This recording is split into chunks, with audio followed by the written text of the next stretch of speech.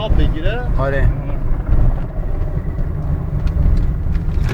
یواش بیا پایین. صدا رو آب ببر همینجا لحظه بپوشون خاموشه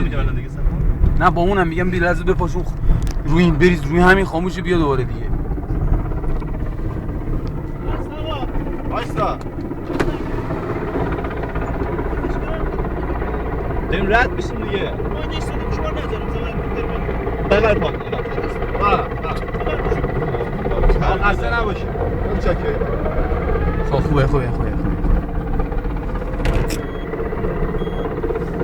همون واقعا 1200 میگیره نه یه ذره پیروز می شدت بادش دادا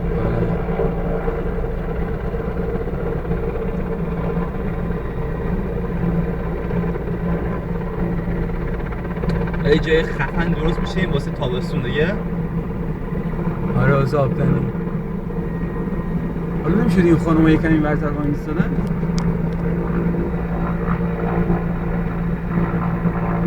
هم یه ذره خود رو خاموش کنه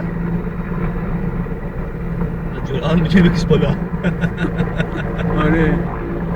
نیفت هلیکوپتره نگاه رفت پایین دیدی مخزن بنزینش هم تو خود بغل دیگه آره دارم میگیرم خب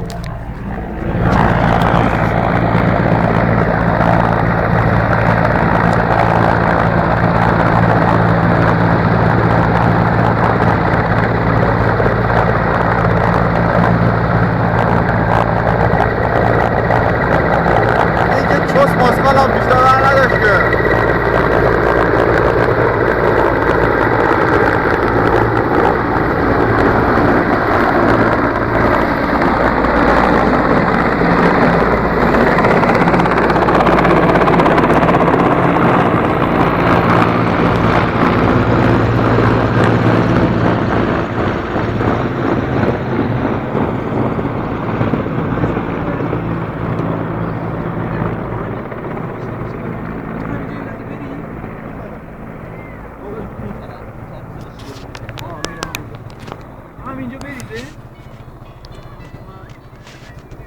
سلام من جلوی